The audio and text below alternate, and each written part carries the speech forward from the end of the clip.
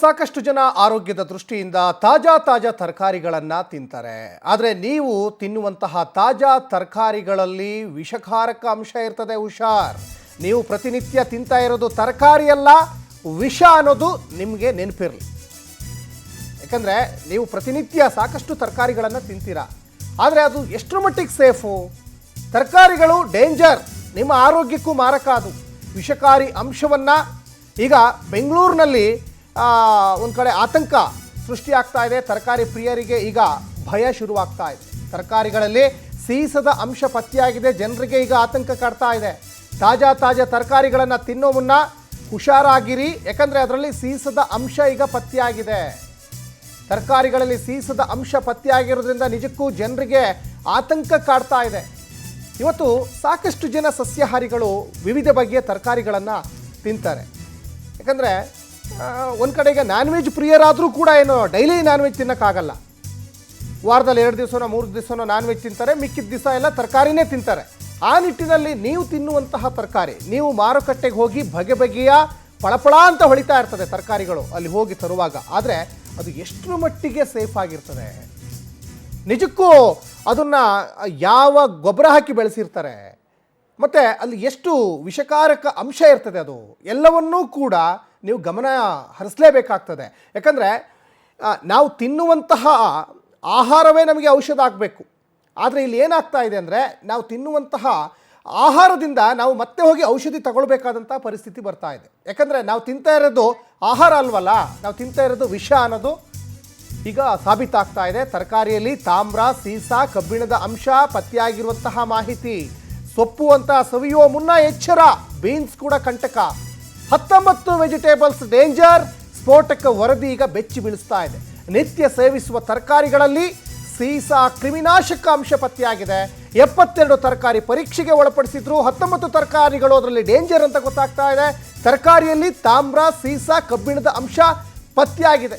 ನೀವು ತಿನ್ನುವಂತಹ ಸೊಪ್ಪು ಸವಿಯುವ ಮುನ್ನ ಎಚ್ಚರ, ಜೊತೆಗೆ ಬೀನ್ಸು ಕೂಡ ಕಂಟಕ.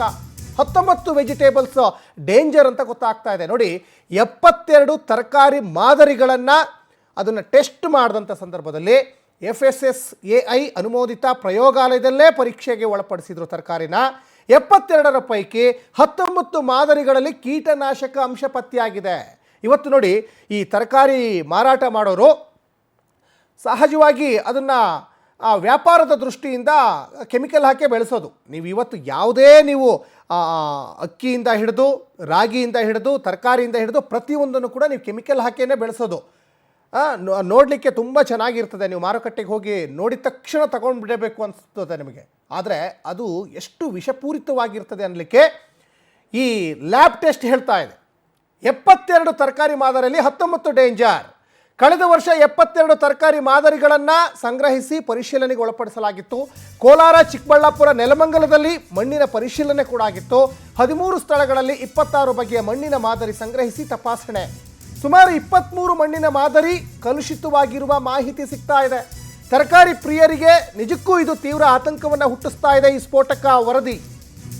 ಕಳೆದ ವರ್ಷ 72 ತರಕಾರಿ ಮಾದರಿಗಳನ್ನು ಸಂಗ್ರಹಿಸಿ ಏನು ಪರಿಶೀಲನೆ ಕಳಿಸಿದ್ರಲ್ಲ, ಅದರಲ್ಲಿ ಕೋಲಾರ, ಚಿಕ್ಕಬಳ್ಳಾಪುರ, ನೆಲಮಂಗಲದಲ್ಲಿ ಮಣ್ಣಿನ ಪರೀಕ್ಷೆ ಕೂಡ ಮಾಡಿಸಿದ್ರು. ಒಂದು ಕಡೆ ಮಣ್ಣಿನ ಪರೀಕ್ಷೆ ಮಾಡಿದಂಥ ಸಂದರ್ಭದಲ್ಲಿ 72 ತರಕಾರಿ ಮಾದರಿಗಳಲ್ಲಿ 19 ಆರೋಗ್ಯಕ್ಕೆ ಹಾನಿ ಮಾಡ್ತಾ ಇದ್ದಾವೆ. ವಿಷಪೂರಿತವಾದಂತಹ ಆಹಾರ, ಅದು ಸೀಸ, ತಾಮ್ರ, ಕಬ್ಬಿಣದ ಅಂಶಗಳು ಪತ್ತೆ ಆಗ್ತಾ ಇದ್ದಾವೆ. ಇಂತಹ ಆಹಾರವನ್ನು ನೀವು ಎಷ್ಟೇ ಚೆನ್ನಾಗಿ ತೊಳೆದು ಬಗೆಯ ಅಡುಗೆಗಳಲ್ಲಿ ನೀವು ಈ ತರಕಾರಿಗಳನ್ನು ಬಳಸಿದರೂ ಕೂಡ ಅದು ಹೊಟ್ಟೆಗೆ ಸೇರಿದಂಥ ಸಂದರ್ಭದಲ್ಲಿ ವಿಷವಾಗಿ ಅದು ಪರಿಣಾಮಗಳನ್ನು ನಿಮ್ಮ ಆರೋಗ್ಯದ ಮೇಲೆ ಬೀಳ್ತದೆ. ಕೇಂದ್ರ ಮಾಲಿನ್ಯ ನಿಯಂತ್ರಣ ಮಂಡಳಿಯಿಂದನೇ ಈಗ ವರದಿ ಈಗ ಕೊಡ್ತಾ ಇದೆ.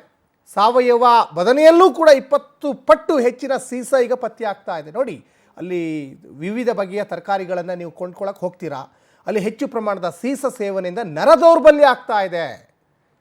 ನೋಡಿ ಎಷ್ಟು ಆತಂಕ ಹುಟ್ಟಿಸ್ತಾ ಇದೆ ಅಂದರೆ. ಹಾಗಾದರೆ ಜನಗಳಿಗೆ ಇವಾಗ ಸಹಜವಾಗಿ ಕಾಡ್ತಾ ಇರುವಂಥ ಪ್ರಶ್ನೆ ಏನು ಅಂದರೆ, ಮತ್ತು ನಾವು ಏನು ಮಾಡಬೇಕು, ಏನು ತಿನ್ನಬೇಕು?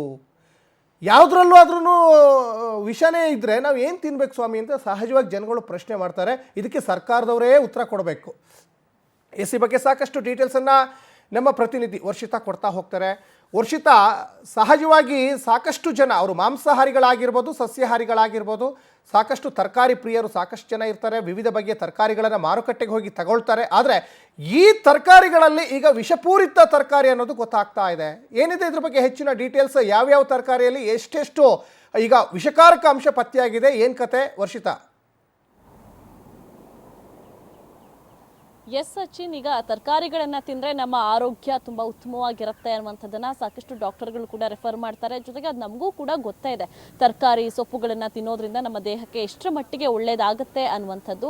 ಆದರೆ ಎಲ್ಲೋ ಒಂದು ಕಡೆ ಈಗ ಬಂದಿರುವಂತಹ ವರದಿಯನ್ನು ನೋಡ್ತಾ ಹೋದರೆ ತರಕಾರಿಯನ್ನು ತಿನ್ನುವಂಥದ್ದು ಎಷ್ಟರ ಮಟ್ಟಿಗೆ ಸೇಫ್ ಅನ್ನುವಂತಹ ಪ್ರಶ್ನೆ ಕಾಡ್ತಾ ಇದೆ. ಯಾಕಂದರೆ ಕಳೆದ ಬಾರಿ 72 ಬಗೆಯ ಸೊಪ್ಪು ತರಕಾರಿಗಳನ್ನು ಪರೀಕ್ಷೆಗೆ ಒಳಪಡಿಸಲಾಗಿತ್ತು. ಈಗ FSL ವರದಿಯಲ್ಲೂ ಕೂಡ ಅಂತಹ ತರಕಾರಿಗಳಲ್ಲಿ ಇದೀಗ ಒಂದಷ್ಟು ವಿಷಕಾರಕ ಅಂಶಗಳು ಪತ್ತೆಯಾಗಿದೆ ಅನ್ನುವಂಥದ್ದು ಕೂಡ ಇದೀಗ ಗೊತ್ತಾಗ್ತಾ ಇರುವಂಥದ್ದು. ತಾಮ್ರದ ಅಂಶ ಆಗಿರ್ಬೋದು, ಕಬ್ಬಿಣದ ಅಂಶ ಆಗಿರ್ಬೋದು, ಜೊತೆಗೆ ಸೀಸದ ಅಂಶಗಳಾಗಿರ್ಬೋದು, ಇದೆಲ್ಲವೂ ಕೂಡ ತರಕಾರಿ ಸೊಪ್ಪುಗಳಲ್ಲಿ ಇದೀಗ ಕಂಡು ಬರ್ತಾ ಇದೆ. ಇದ್ರ ಜೊತೆಗೆ ಈ ಕೋಲಾರ ಆಗಿರ್ಬೋದು, ಚಿಕ್ಕಬಳ್ಳಾಪುರ ಆಗಿರ್ಬೋದು, ಜೊತೆಗೆ ನೆಲಮಂಗಲ ಆಗಿರ್ಬೋದು, ಈ ಒಂದು ಭಾಗದಲ್ಲಿ 26 ಕಡೆಗಳಲ್ಲಿ ಮಣ್ಣನ್ನ ಪರೀಕ್ಷೆಗೆ ಕೆಮಿಕಲ್. ಹಾಗೇರಿ ವರ್ಷಿತಾ, ಆಹಾರ ತಜ್ಞರು ಡಾಕ್ಟರ್ ಪ್ರೇಮಾ ಈಗ ಸಂಪರ್ಕಕ್ಕೆ ಬಂದಿದ್ದಾರೆ. ನಮಸ್ಕಾರ ಮೇಡಮ್. ಎಸ್ ಡಾಕ್ಟರ್ ಪ್ರೇಮಾ ಅವರೇ ನಮಸ್ಕಾರ. ನನ್ನ ಧ್ವನಿ ಕೇಳಿಸ್ತಾ ಇದೆಯಾ? ಕೇಳಿಸ್ತಾ ಇದೆ. ಎಸ್ ಮೇಡಮ್, ಈಗ ನೋಡಿ ಸಾಕಷ್ಟು ಜನ ತರಕಾರಿ ಪ್ರಿಯರಿದ್ದಾರೆ. ಬಹುತೇಕ ನಾನ್ ವೆಜ್ ಪ್ರಿಯರು ಕೂಡ ತರಕಾರಿಗಳನ್ನು ಸೇವಿಸ್ತಾರೆ. ನೋಡಿ, ಇದರಲ್ಲಿ 72 ಮಾದರಿಯಲ್ಲಿ 19 ಮಾದರಿ ವಿಷಕಾರಕ, ಸೀಸ, ತಾಮ್ರ, ಕಬ್ಬಿಣ ಎಲ್ಲ ಅಂಶಗಳು ಪತ್ತೆಯಾಗ್ತಾ ಇದೆ ಅಂತ ಮಾಹಿತಿ ಇದೆ. ತಾವೇನಂತೀರ ಮೇಡಮ್? ಇದು ಈ ಮಾಹಿತಿ ನೋಡಿ ತುಂಬಾ ಒಂದು ಟ್ರಸ್ಟ್ ವರ್ತಿ ಸೋರ್ಸ್ ಇಂದ ಬರ್ತಿರೋದು. ನಮಗೆ ಜವಾಬ್ದಾರಿಯುತವಾದ ಸಂಸ್ಥೆಗಳು ಇದನ್ನ ಮಾಡಿದೆ. ಎಷ್ಟು ಅಂತ ಹೇಳಿದ್ರೆ ಇದು ಹೆವಿ ಮೆಟಲ್ಗಳು ಅವ್ರಿಗೆಲ್ಲ ಸಿಕ್ಕಿರೋದು ಹೆವಿ ಮೆಟಲ್ ಬಗ್ಗೆ ಮಾಡಿದ್ದಾರೆ. ಹೆವಿ ಮೆಟಲ್ ಸಿಕ್ಕಿದೆ ಅವ್ರಿಗೆ. ಇದು ಹೇಗೆ ಅಂತ ಹೇಳಿದ್ರೆ ಗಾಳಿಯಿಂದಾನು ಬಂದಿದೆ, ಇದು ಬಂದಿರೋದು ಮಣ್ಣಿಂದಾನು ಬಂದಿದೆ. ಈಗ ಪೊಲ್ಯೂಷನ್ ಬೋರ್ಡ್ ಸೇರ್ಕೊಂಡಿದೆ ಇದ್ರೊಳಗೆ, ಬರೀ FSSAI ಮಾತ್ರ ಅಲ್ಲ, ಪೊಲ್ಯೂಷನ್ ಬೋರ್ಡ್ ಸೇರ್ಕೊಂಡಿದೆ. ಇಲ್ಲಿ ಗಾಳಿ, ನೀರು, ಮಣ್ಣು ಎಲ್ಲವನ್ನು ಪರೀಕ್ಷೆ ಮಾಡಿರ್ತಾರೆ. ಈಗ ಡಸ್ಟ್ ಇಂದ ಕೂಡ ಬಂದಿದೆ, ಅಂದ್ರೆ ಗಾಳಿಯಿಂದನೂ ಬಂದಿದೆ, ಮಣ್ಣಿಂದ ಬಂದಿದೆ, ನೀರಿಂದ ಬಂದಿದೆ. ಎಲ್ಲ ಅಂದ್ರೆ ಈ ಪಂಚಭೂತಗಳು ಏನೇನಿದೆಯೋ ಅದು ಎಲ್ಲವನ್ನು ವಿಷ ಮಾಡಿ ಕೂಡಿಸ್ಬಿಟ್ಟಿದೀವಿ ನಾವು. ಅದರಿಂದ ಬರ್ತಾ ಇದೆ. ಈಗ ತೊಂದರೆ ಏನಾಗ್ತಿದೆ ಅಂತ ಹೇಳೋದಾದ್ರೆ, ಈಗ ಹೆಚ್ಚಾಗಿ ಅದ್ರೊಳಗೆ ಸಿಕ್ಕಿರೋ ಇದರ ಸ್ಟಡಿ ಪ್ರಕಾರ ಕಬ್ಬಿಣ ಮತ್ತೆ ಸೀಸ. ನೋಡಿ, ಕಬ್ಬಿಣ ಒಂದು ತುಂಬಾ ಬೇಕಾಗಿರುವಂತ ಆಹಾರ ಅಂಶ. ಅದಿಲ್ಲದೆ ಮನುಷ್ಯ ಇರಕ್ಕಾಗಲ್ಲ. ಹುಟ್ಟಿದ ಮಗುವಿಂದ ಹಿಡಿದು ನಾವು ಗರ್ಭಿಣಿಯರಿಗಂತೂ ಬೇಕು, ಎಲ್ರಿಗೂ ಕಬ್ಬಿಣ ಬೇಕು. ಆದ್ರೆ ಏನಾಗಿದೆ ಗೊತ್ತಾ, ಇಲ್ಲಿ ಸಿಕ್ತಿದೆಯಲ್ಲ ಈ ತರಹದ ಕಬ್ಬಿಣ, ಇದು ನಮ್ಗೆ ಬೇಕಾಗಿರುವಂತ ಕಬ್ಬಿಣ ಅಲ್ಲ. ಇದನ್ನ ದೇಹ ತಗೊಳ್ಳೋದೇ ಇಲ್ಲ ಈ ಕಬ್ಬಿಣ. ಇದು ಏನಾಗುತ್ತೆ ಅಂತ ಹೇಳಿದ್ರೆ ಆಕ್ಸಿಡೇಟಿವ್ ಸ್ಟ್ರೆಸ್ ಜಾಸ್ತಿ ಮಾಡುತ್ತೆ ಈ ತರಹದ ಕಬ್ಬಿಣ. ಆಹಾರದ ಮೂಲಕ ಈಗ ನಾನು ಪಾಲಕ್ ತಿಂದೆ, ಇನ್ನೊಂದ್ ತಿಂದೆ, ಅದ್ ತಿಂದೆ, ಇದ್ ತಿಂದೆ, ಪುದೀನ ತಿಂದೆ ಅಂದ್ರೆ ಅದರಿಂದ ಬರೋ ಕಬ್ಬಿಣ ನಮಗ್ ಖಂಡಿತ ತೊಂದರೆ ಮಾಡಲ್ಲ. ಡಯಟ್ರಿ ಓವರ್ಲೋಡ್ ತೊಂದರೆ ಆಗಲ್ಲ. ಇದು ಇಂಡಸ್ಟ್ರಿಯಲ್ ವೇಸ್ಟ್ ಇದೆ. ಈ ರೂಪದಲ್ಲಿ ಬರುತ್ತಲ್ಲ, ಕಬ್ಬಿಣ ಅಂದ್ರೆ 2 ರೂಪದಲ್ಲಿ ಸಿಗುತ್ತೆ. ಈ ರೂಪದಲ್ಲಿ ಬರುವಂತಹ ಕಬ್ಬಿಣ ಏನ್ ಮಾಡುತ್ತೆ, ಆಕ್ಸಿಡೇಟಿವ್ ಸ್ಟ್ರೆಸ್ ಜಾಸ್ತಿ ಮಾಡುತ್ತೆ. ಅಂದ್ರೆ ದೇಹದಲ್ಲಿ ವಿಷವನ್ನ ಉತ್ಪತ್ತಿ ಮಾಡುತ್ತೆ, ಫ್ರೀ ರಾಡಿಕಲ್ಸ್ ಜಾಸ್ತಿ ಆಗತ್ತೆ. ಇದರಿಂದ ಹೃದ್ರೋಗಗಳು ತುಂಬಾ ಬರುತ್ತೆ, ಹೃದಯಾಘಾತ ಬಹಳ ಜಾಸ್ತಿ ಆಗತ್ತೆ. ಈಗ ಹೃದಯಾಘಾತ ಆಗ್ತಾನೆ ಅಂದ್ರೆ ಈ ತರಹದ ಕಬ್ಬಿಣನು ಒಂದು ಕಾರಣ ಇರುತ್ತೆ. ಸೊ ಇದು ಬಹಳ ಡೇಂಜರಸ್. ಇದು ಈ ತರಹದ ಕಬ್ಬಿಣ.